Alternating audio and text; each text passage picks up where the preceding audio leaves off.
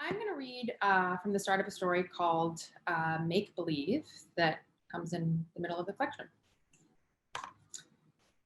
1 week after I told Arthur to stop contacting me, I got a job with a celebrity. The job was on a commercial, doing all the things that fell through the cracks. I keep the mini fridges stocked with seltzer and energy bars, find the right size envelope and the right color earrings, silence a smoke detector, and unknot a stubborn mass of wires. The commercial was for deodorant or cologne, something to do with pleasant odors. My own sense of smell is underdeveloped. A man once speculated that this might explain my lack of enthusiasm for sexual conquests. Like dogs, he said, a lot of people go wild in pursuit of a certain scent.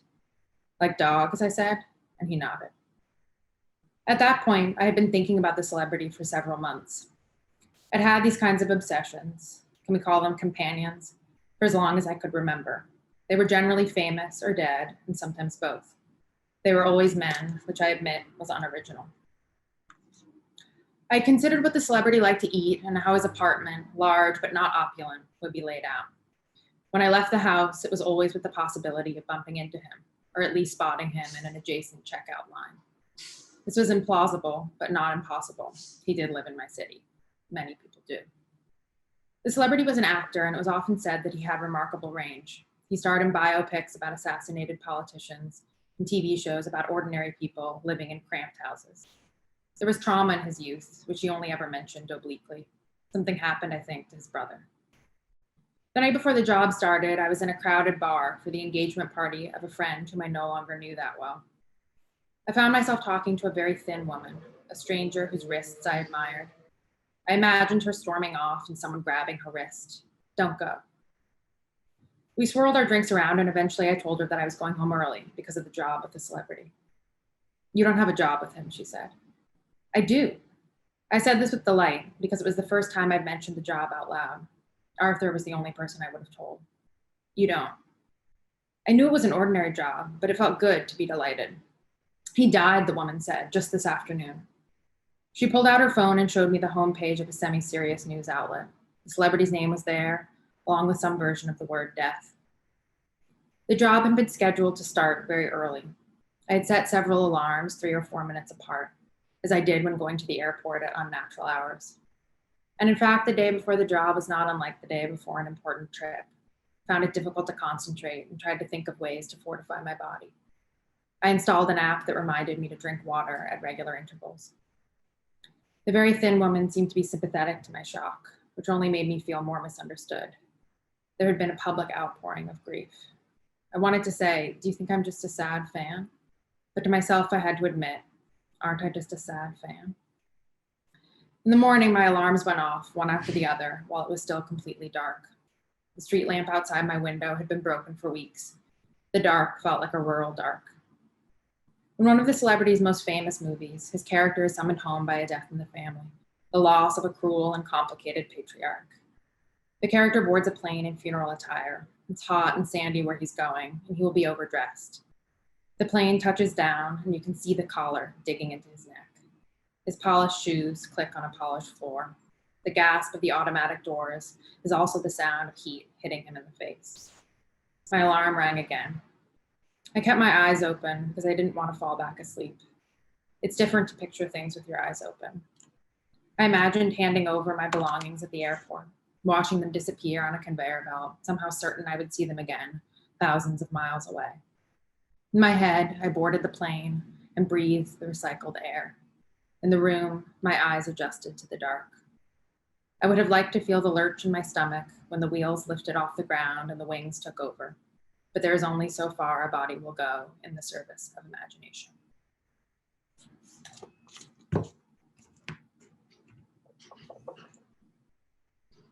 You are muted. Yay, there we go. So good. So good. And, you know, I immediately was like, which celebrity is this? But then I let it go because not everything has to be traced back to real life. But there are those moments when, especially I think if you lived in New York, where like when Heath Ledger died, when Philip Seymour Hoffman died, and it kind of is like trickling out through the city. I thought that was such a great twist in that opening. Yeah, it's all those moments where you thought that somebody figured extremely particularly for you, and then you discover, oh yeah, just for everybody. I'm so excited to talk to you. When someone at Knopf reached out about doing this event, I read your New Yorker story immediately and said yes before I had read the book. And then as I was reading the book, I was so happy that I was going to get to talk to you about it. I mean, how often do you get gratified like that? You're like, and I'm going to get to ask her all the questions. And where I wanted to start tonight was I was emailing you to tell you how these stories really left a mark on me. And you said that you hadn't been able to shake them yourself. And I was wondering if you could tell our audience what exactly you meant by that. Yeah. So there's a certain, I can recall going to author events where writers describe like a character speaking to them, or, you know, a character that seems to like follow them wherever they go, and they have to listen to their story and they feel compelled. And whenever I've heard that description of fiction, I'm always like, I want that. Like, where are the characters following me around? And so I never quite have that experience of like there's some fully formed person that walks into my mind and then I just transcribe it. But what happens instead is I start to write a character and it feels like I can sense something forming and some problem, and it's a person and a problem that I'm trying to work through in some way. And usually if the story is one that I'm going to pursue, I've written part of it and then I feel like I can't get it out of my mind and I do have to work through it. And I have to work through it because it won't be fully formed unless I do. So it's a little bit the reverse of the way I've heard it described in this sort of like epiphanic way, where the story is delivered to you and you sort of can unravel it. It instead is this like, it's this excavating that has to happen. And what I can't shake off is this sort of, I want to solve the problem. And yeah, I don't know if that seems like a less glamorous or more glamorous, like fiction writing as problem solving, but that is often how it feels to me, is like, I have to get to the bottom of this. And so it originates with a character then, like there's a person or a voice that becomes sort of lodged within you. I'm thinking, like I need my book to keep all the names straight, but I'm thinking of, in terms of agreement, when they're talking to the evangelical Christian and the writers are kind of filing away. And what's the boyfriend's name? There are a lot of characters in this book. I read it very carefully, but no, the reason why you don't know is because there's the person that it's addressed to is no name. Yes, so. You, direct address. And so Mr. Direct Address is like, I'm going to try not to use it. I'm going to try to keep it sacred. And when you just were speaking about these characters, do you find that you're taking like that? Wow, this is actually, you couldn't have possibly known how pointed a question this is, because the book that I'm currently working on has this evangelical Christian in it. So You stole him from your story?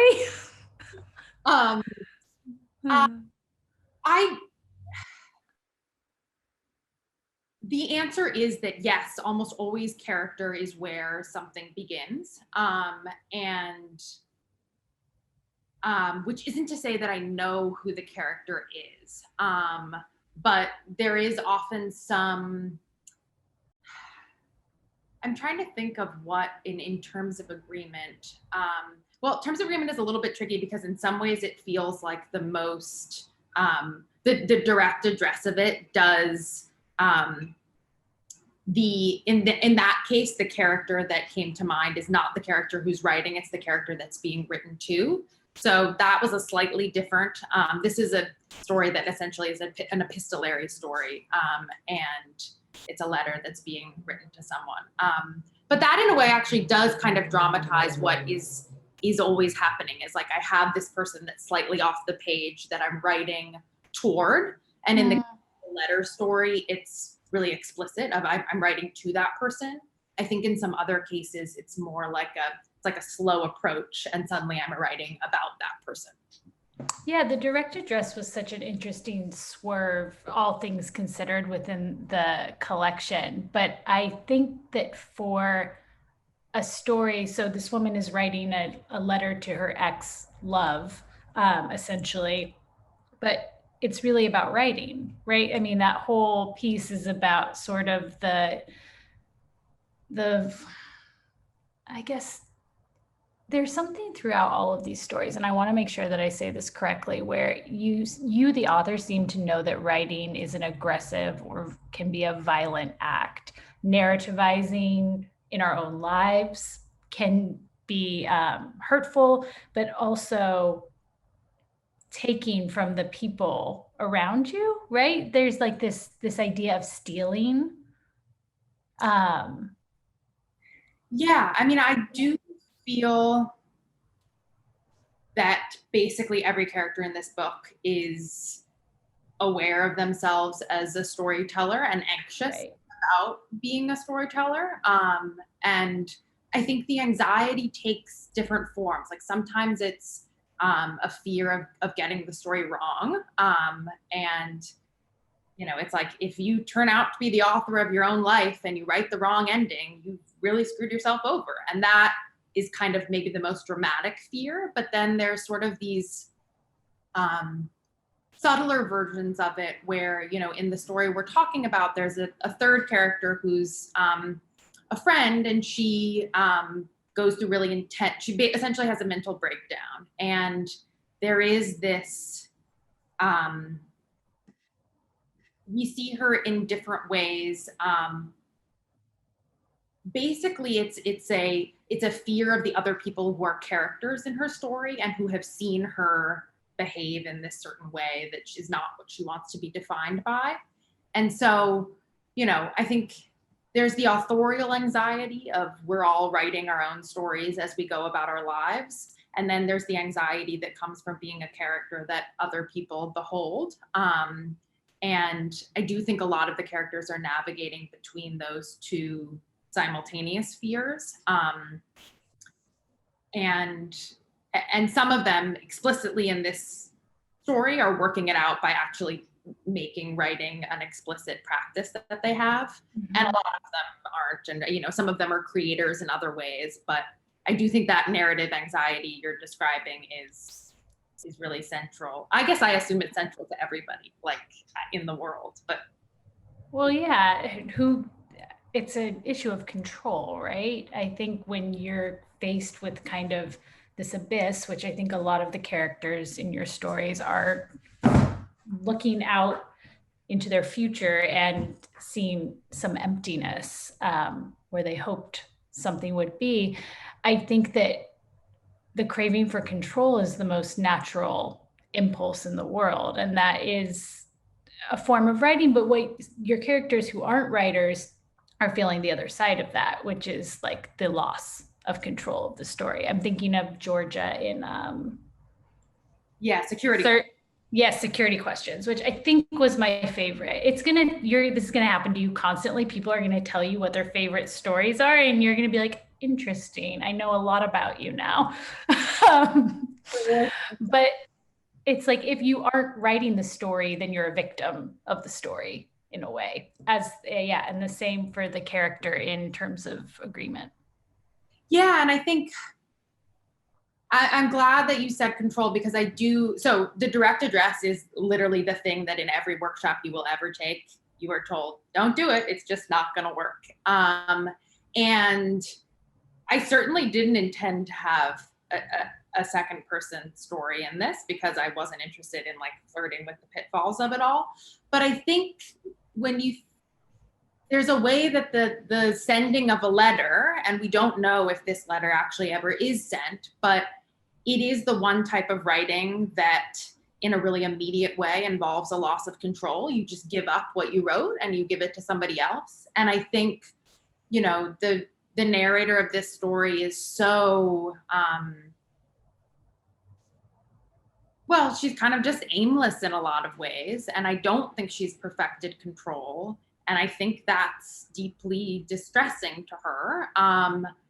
And this is a moment of kind of like giving into that and giving over to somebody else. Yeah, I think that there are a few characters actually. Like I was thinking of Val in the stepbrother one. Come on, Stephanie, you know the titles of these stories. Help me. Wants and needs. Wants Yeah. and needs. It's how I always try to make it sound as interesting as possible. That she is also sort of submitting to the loss, right? There are quite a few moments, and I think maybe even Suzanne and By Design, they are like giving up control because Suzanne, so By Design's fascinating story because it takes a sexual assault idea and flips it where there's a woman and her young male coworker accuses her of sexual assault and she loses her life, maybe her grip on sanity, TBD.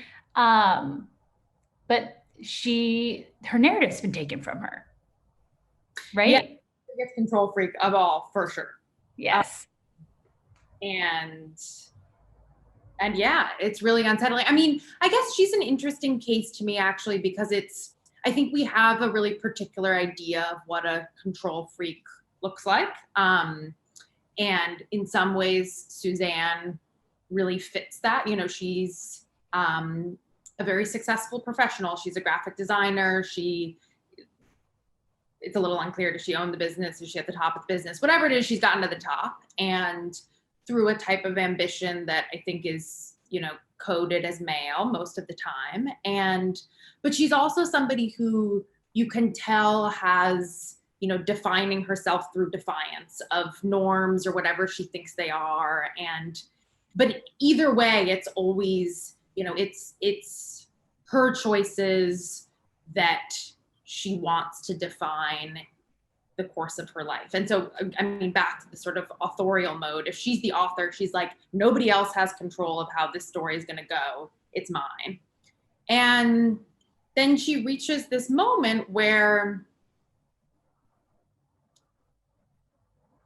you know, it seems like maybe that's all, for all her efforts, the stories kind of run away from her. Or, you know, I think the thing that makes her realize that is watching her son at a really different phase of life. And I think seeing the potentiality of his life casts a new light on the sort of foreclosed possibilities of her own. And, you know, if you think about it, it's like, if you're that hemmed in, what is the choice that remains if you really want to like assert your control over the story? And the answer she lands on is, I'll just blow it all up. And it does work, but it leaves a lot of damage. Yeah, I didn't find her foreclosed. I was just like, this woman's on the verge of her third act or her fifth act, like, which is where you leave a lot of your characters, actually. This might be a good time because I wanted to ask you about the endings of your stories. You often leave people on the verge of a movement, of a decision, of a shift. And so many of the stories end with these beautiful like movements, whether it's like the egg yolk separating from the egg white, or the taxi inching forward, or I guess a non-movement, or brushing the hair. That was in the one I love that I can't remember the name of right now, but my favorite one. And so I'm wondering, first, like, I love to see a writer that's subverting any sort of neat, tidy, reductive ending. Like, we have arrived to point B from point A, and here's how the character has changed. How do you know? How do you, as the writer, know when you're done with the story? I mean, not revising wise. You're going to be revising this book in your head for the rest of your life. Well, it is a thing that I almost always do is I write past the ending. And then I thought you might. That's funny. And I guess, and sometimes that's not obvious to me. It is often somebody else who has read it and it's like, well, it clearly ends here.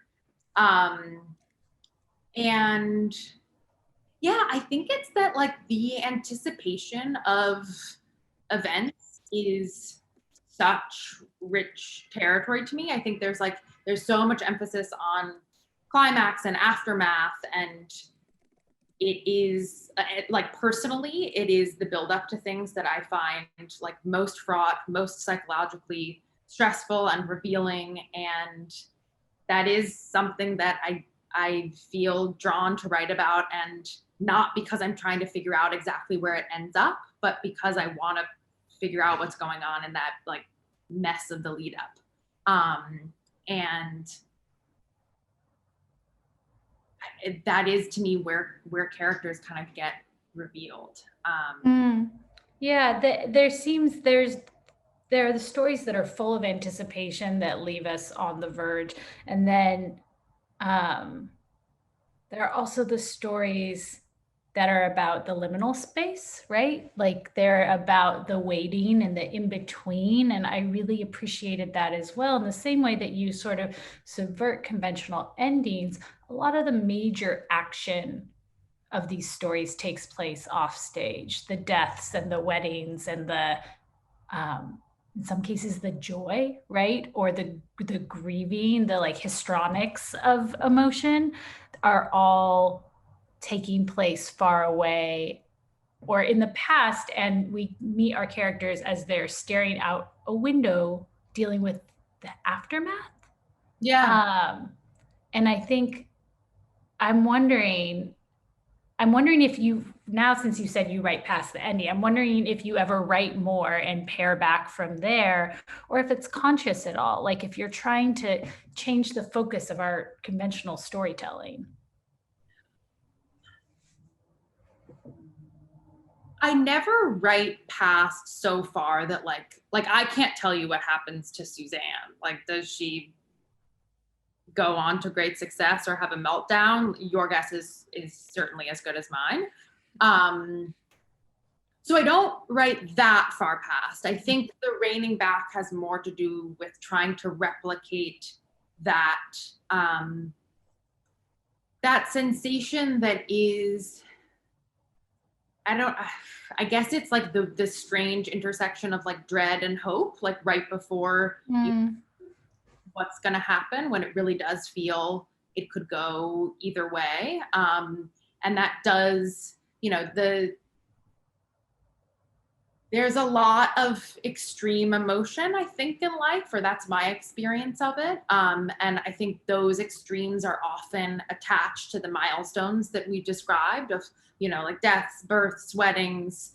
And then there is just so much in between, and we don't have names for that stuff. Like I'm saying dread and hope because we don't really have a word for dread and hope mixed together, but that's what I feel a ton of the time.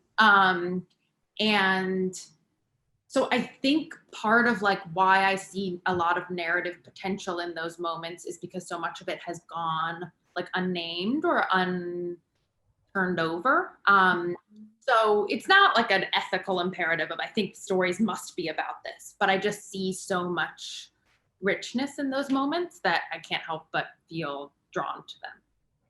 I think I don't know if I meant ethical as much as like you're urging your reader to take a second look at the in-between moments, or maybe, a lot of these stories, like grad school or undergraduate, even basics, where you are looking for like an epiphany in a short story, a switch, a moment. And a lot of these stories even avoid that. And so I think that there might be something ethical in looking at the way these quieter moments are as transformative as the larger ones. I think there might be like a big project there that you are involved in unconsciously. Yeah, and I mean, I think part of it is most of these characters, they're also looking for epiphany, like they want that breakthrough feeling as much as I, as a writer, like don't want to give it to them or something. Or, I do in some ways. I'm like, great, you have this breakthrough, and Suzanne, you could fix your messy life. Great. But that isn't where the sort of emotional churn of her is pushing us.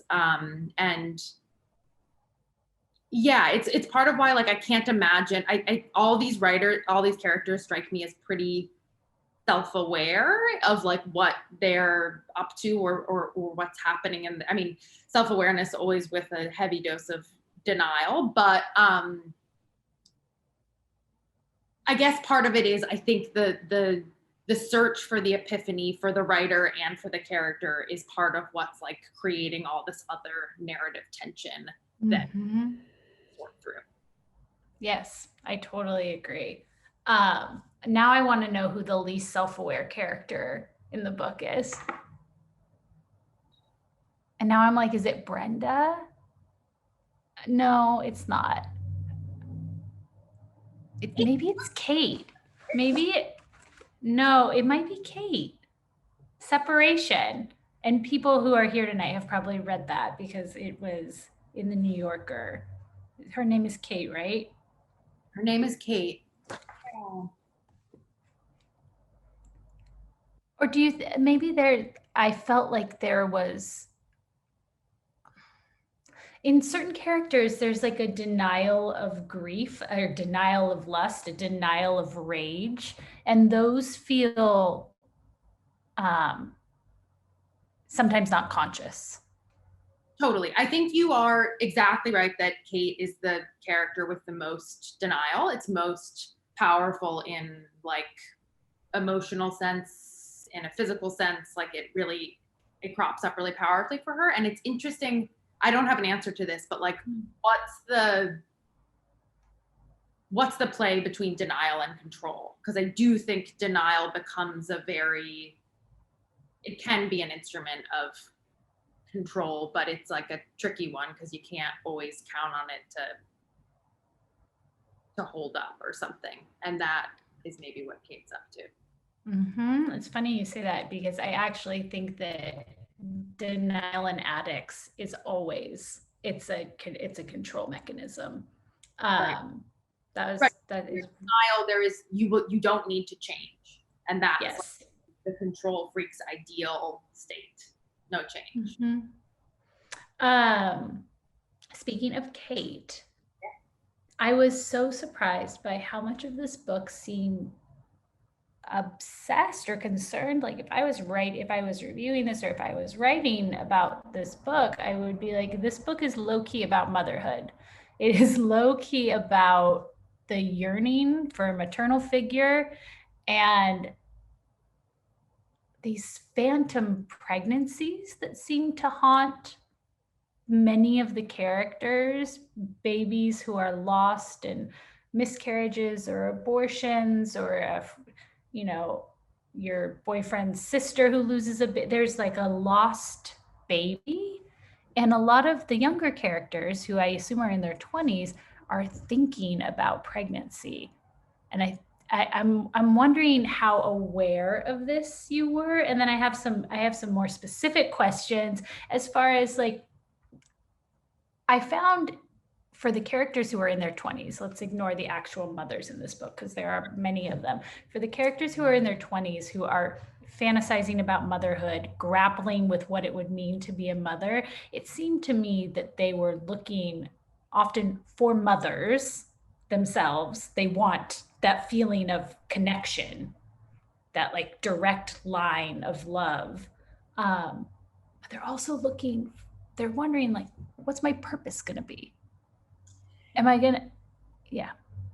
I think that is almost entirely the appeal for, like, if we call these characters maybe like the fantasists, and they're not thinking like, am I ready to have a baby, which would be a whole separate story. They're thinking like, how can I realize this like nebulous sense of potential I have that's pointing me in some direction, but like I have no idea which.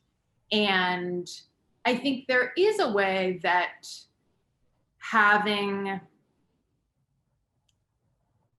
feeling uncertainty about the shape of their own life. There are a lot of the younger characters are like cobbling together jobs and identities, whatever. like, Yeah, as a way of assembling. Like they don't see another obvious model for like how you go about assembling the self. And I guess I basically think there isn't another model of assembling the self. We're all cobbling it together.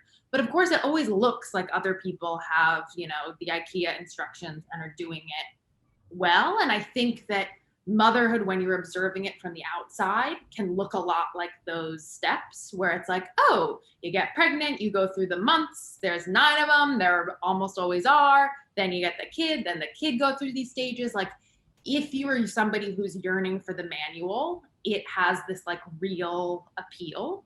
And I do think these are all characters who've like lost the manual. Well, they've lost the manual because the manual doesn't exist, but they want instructions.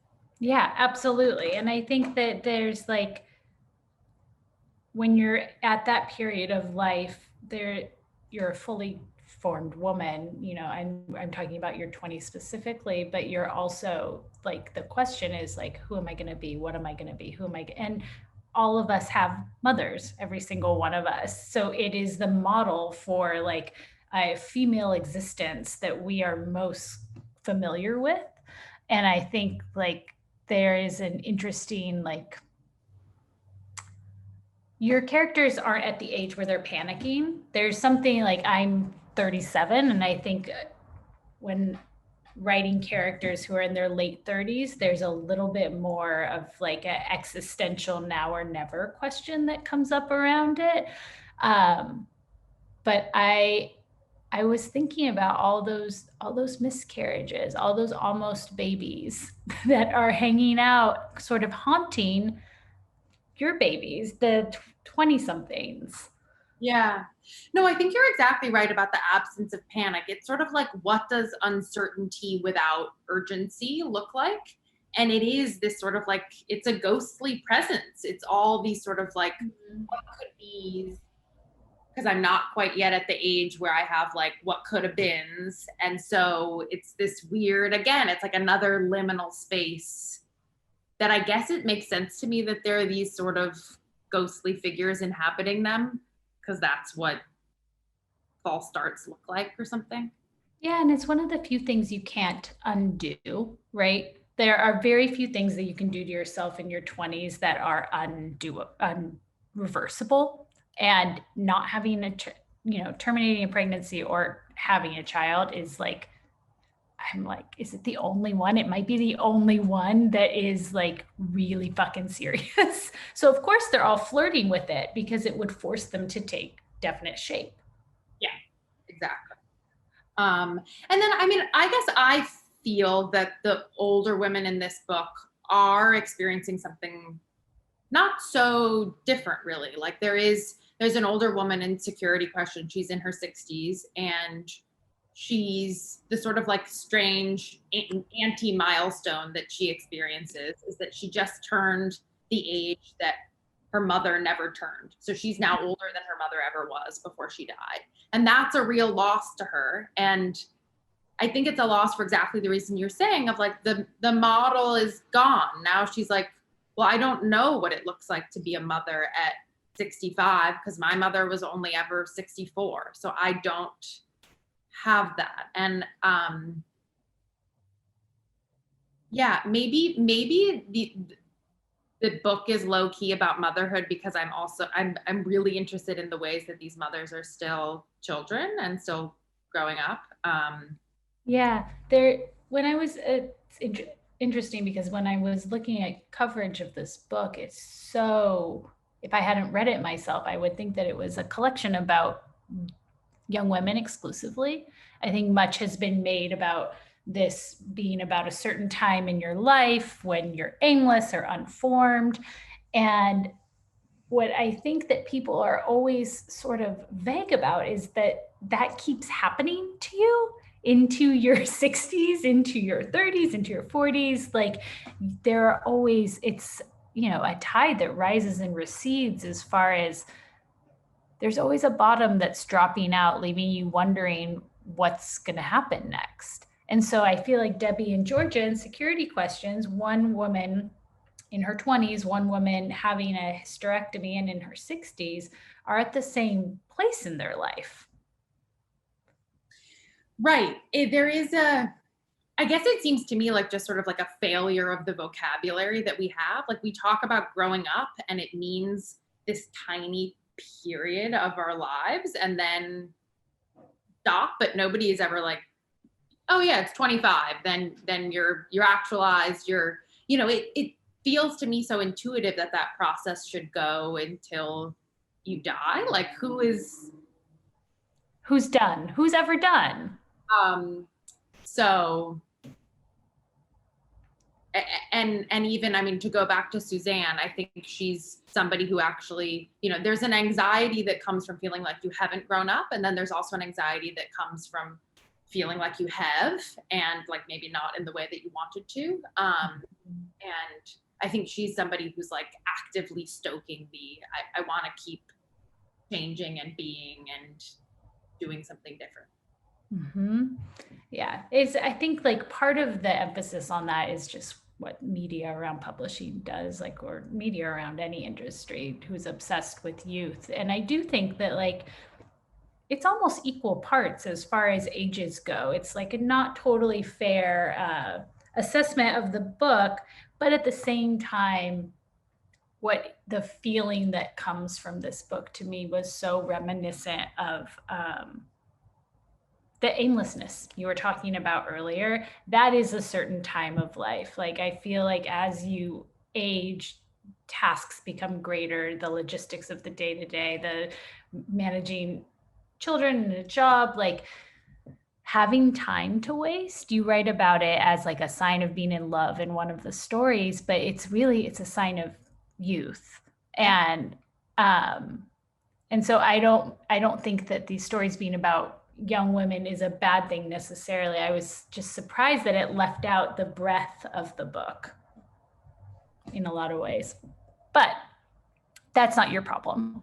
How other people read the book is not your problem. I am gonna give this over to a couple questions. Let's see what I've got. And I have a few more too. Oh, this was on my list. I'm always curious with short story collections. When did you realize you were writing objects of desire? Did you write all the stories first, or did you have a larger vision for a collection and write them in accordance with that? I am also very curious about this, Claire. Yeah, I would say that I realized I was right, or like started talking about my book once it was like a PDF that was typeset that I couldn't change. To me,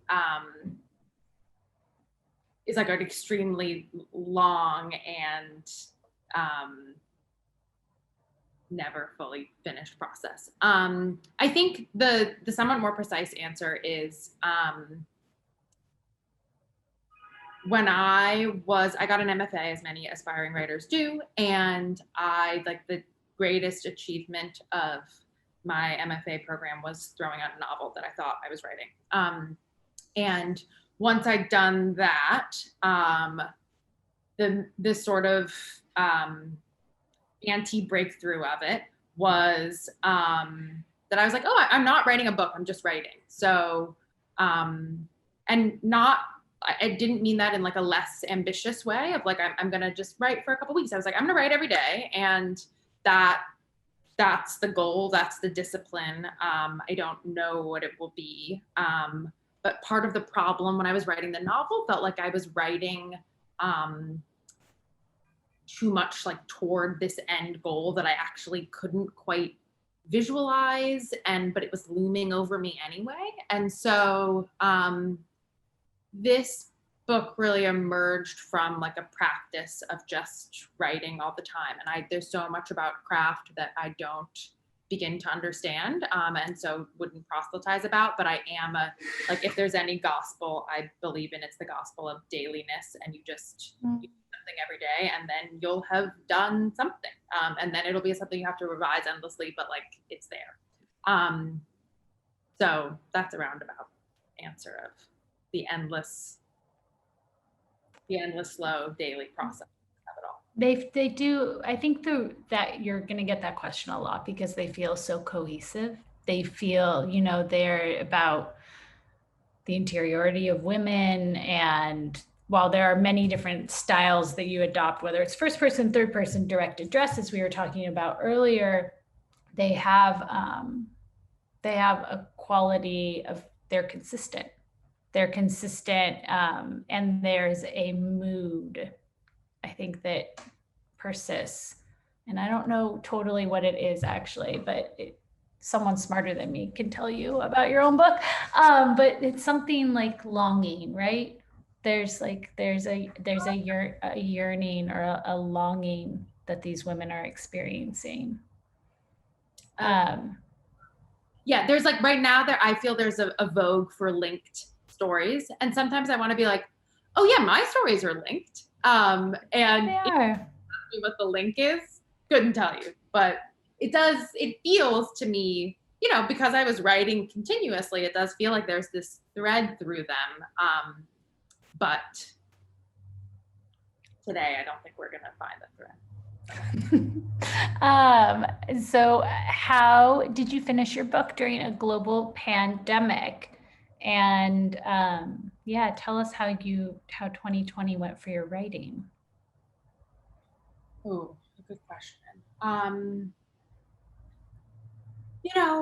The part of the book that happened in the pandemic, in a really lucky way, was the part that was the collaborative part.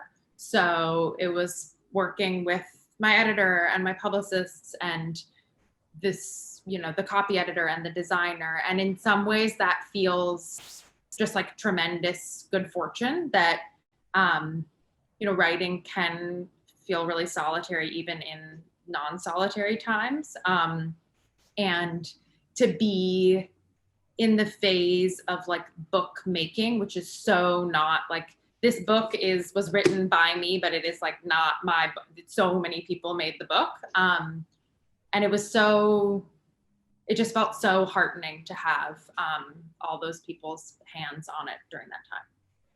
Yeah, that is a really, the connectivity of collaboration is like what I think a lot of writers needed during, I had friends who were in writers' rooms for television, and I'm like, that's the perfect time to be reaching out to people. Having someone else's brain to rely on besides your own, that's key. Yeah, and it's the funny thing about writing, it's like, it's all you until it's suddenly so collaborative. And, it would like, I'd be on the phone with my editor and we'd be like reading a sentence aloud to each other, like with one word in ital versus like the other word in ital. And we would just read it back. And, it's crazy. And in the end, we're like, we don't know, but it is that endless. It's at the point where you're like, oh, there's somebody else who cares about this sentence as much as I do, that you realize like, oh, this is not my thing. We're in this together. So. Mm-hmm. Yeah. I'm going to get to these last two questions and then I will let you go about your evening. But what drives you to keep going on a story if you feel stuck? So I like leave stories, incomplete stories for a really long time, and we'll go back to them. And that happened actually with the very first story in this book, Annunciation, is one that I wrote kind of like probably a third of. And months later, I was writing a different, like a character who ended up not actualizing in the novel that I'm working on. And something that I'd written about her, I was like, oh, this is Iris, and went back to resume it. So I think some of it is like, stop digging basically, and to acknowledge that isn't synonymous with abandoning it. It is like letting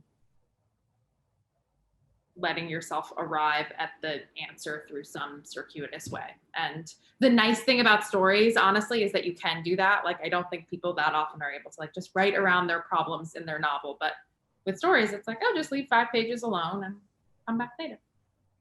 Well, that is our last question, is did any parts of your novel make it into this collection, which you started to answer, but Yeah. How is that process going between the two? I love cheating on a project with another project. Nothing better. Yeah, yeah. Oh God, I feel like talking about the novel is super anxiety inducing for me, but I'll do it for you guys. I think so one thing is, as we were sort of describing before, some of the themes and the continuous mood of this book became really apparent to me in revising, in ways that when I was just like writing through, I wasn't thinking like, oh, now I'm, I'm approaching this problem from a slightly different angle. It's just very intuitive. And I do think that having, like, once I'd sort of like named those preoccupations of mine, it did make the writing of another project pretty different. Like more self-reflexive, I think, of like, oh, now I'm doing this theme. And sometimes that's a sign that I'm doing it wrong. It's like, oh, if I can see what I'm up to, then I'm clearly doing something too heavy-handed and need to stop. So mostly in terms of like content, they're pretty separate, except for these little cross-pollinations. But I think it has made me aware of this sort of like holistic project whose contours I can't define, but that I'm involved in. And it, can feel sometimes maddening, sometimes mystical, sometimes like, oh, cool, I'm doing this, I'm approaching these same questions again. That's promising because I want to get at the answers. I do. I love tracking writers' obsessions through their work. It's one of the most joyful aspects of reading an entire body of work by one author is to see the way the evangelical Christian moves through the work. I can't wait to see. Clare, I'm so happy for you and your beautiful book. And I wish we were in person, but we are not. So next for your novel, I will see you at Books Are Magic. And thank you to our audience. And I'm going to let Michael talk in a second, but everyone buy a book. Doesn't have to be our books. Just buy a book from Books Are Magic. That's all I've got.